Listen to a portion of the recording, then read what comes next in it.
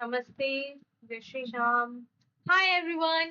I hope you all are doing well and I welcome you back to our channel that is Learning Meets.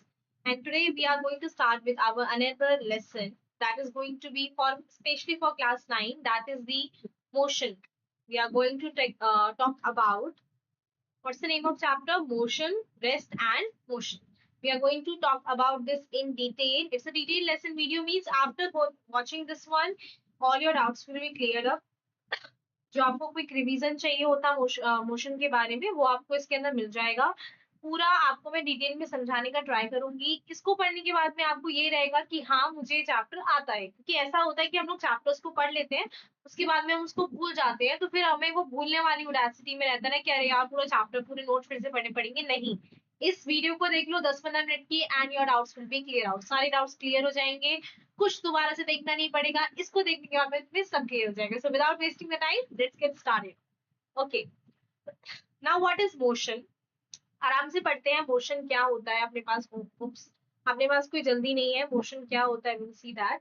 Motion क्या होता है? Motion is a change in position of an object with respect to time and surrounding. Motion का मतलब क्या है कि change होता है पोजीशन किसी भी ऑब्जेक्ट का with respect to time and surrounding. मतलब क्या है कि टाइम भी चेंज होता है, मोशन होता है जब कोई चीज एक जगह से दूसरी जगह पे जा रही होगी तो उस टाइम पे उसका पोजीशन तो चेंज होगा ही होगा, साथ ही में उस काम को करने के लिए उसका टाइम भी लगेगा, और वो जो एक जगह से दूसरी जगह पे जाएगी तो ऑब्वियसली उसकी क्या है, सराउंडिंग्स भी चेंज हो जाएगी। ठीक है, टेक एन एग्जांपल, जैसे हम लोग यहाँ पे ट्यूशन जाते होंगे सब लोग ट्यूशन, अगर ट्यूशन नहीं जाते तो डेफिनेटली सब लोग स्कूल जाते हैं, राइट? स्कूल जाने के लिए कोई बस से जाता है, कोई कार से जाता है, कोई साइकिल से जाता है, कोई ऑटो से जाता है, कोई वॉकिंग डिस्टेंस पे वॉक करके भी जाता है। ठीक है, सब लोग स्कूल जाते हैं अपने अपने ट्रांसपोर्ट से। तो आप लोग क्या कर रहे हो, स्कूल जाने के लिए अपने घर से लेके स्कूल तक आप क्या प्रोसीड कर रहे हो, अपने घर से लेके स्कूल तक आप लोग मोशन को शो कर रहे हो। ठीक है, क्या हो रहा है, आप लोग मोशन कर रहे हो।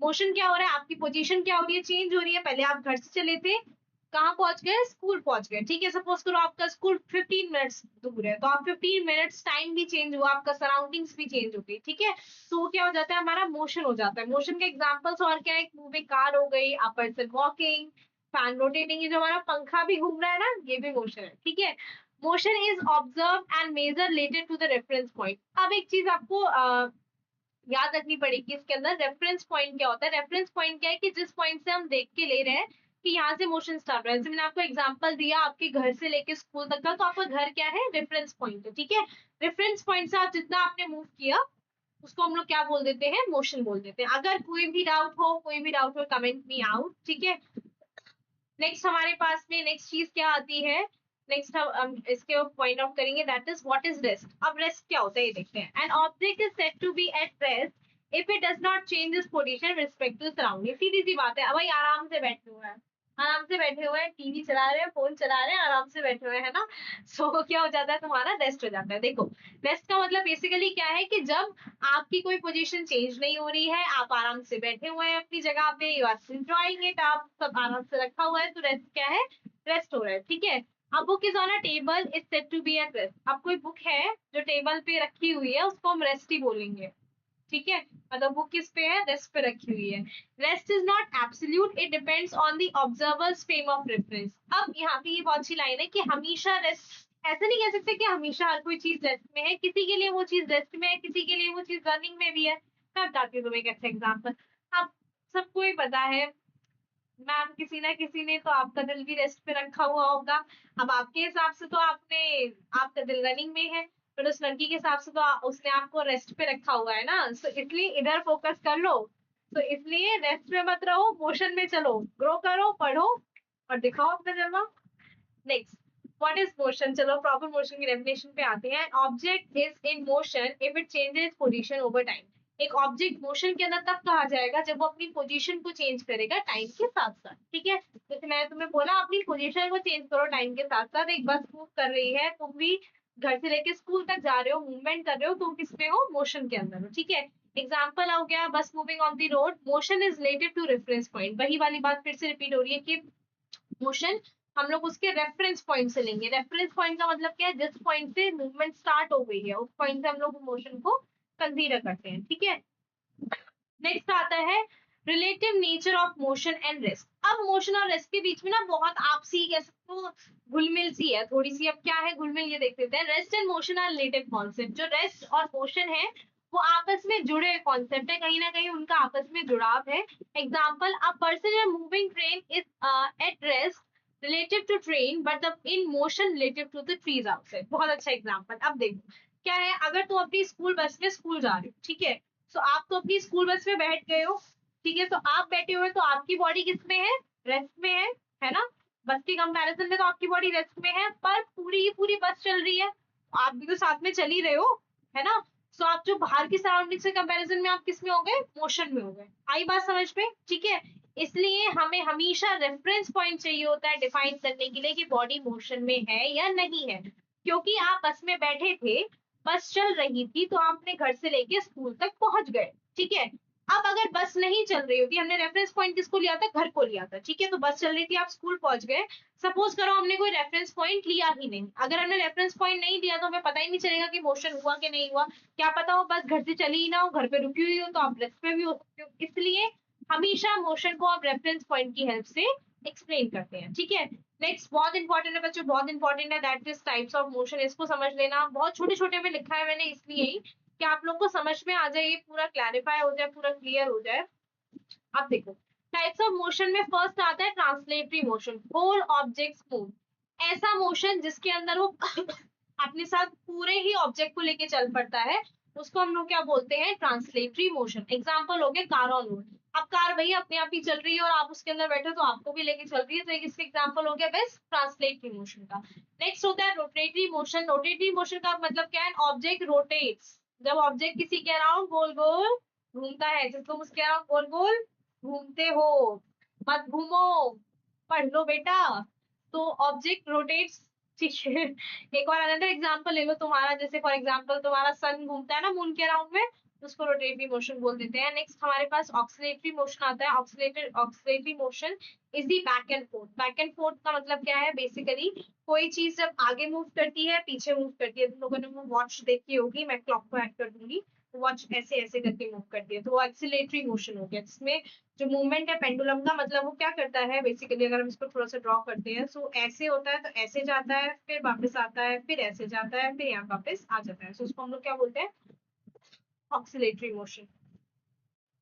नेक्स्ट हमारे पास में आता है periodic motion. What is meant by periodic motion, repeats over time. Periodic motion का मतलब क्या है कि वो अपने आप को रिपीट करता है एक पर्टिकुलर पीरियड ऑफ टाइम के बाद में। जैसे सन जो है हमारे अर्थ के अराउंड में मूव करता है, तो वो किसका एग्जांपल हो गया, हमारे पीरियोडिक मोशन का। नेक्स्ट है non periodic motion. Non periodic motion मतलब चल रहा है, मोशन हो रहा है अपनी मर्जी से।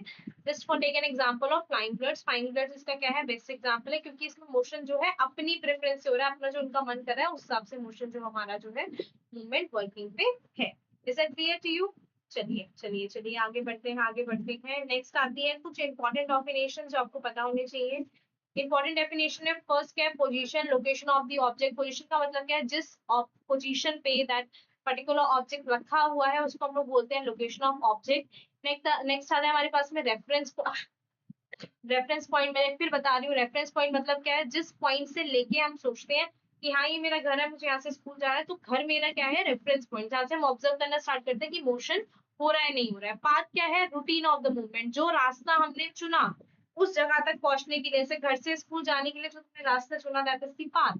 Next is distance, total length travel, जितना लेंथ तुमने ट्रैवल किया है, जितना एरिया तुमने ट्रैवल किया है, जैसे घर से जाके लेके स्कूल जाने के लिए तुमने 5 किलोमीटर ट्रैवल किया, तो 5 तुम्हारा क्या हो गया, डिस्टेंस।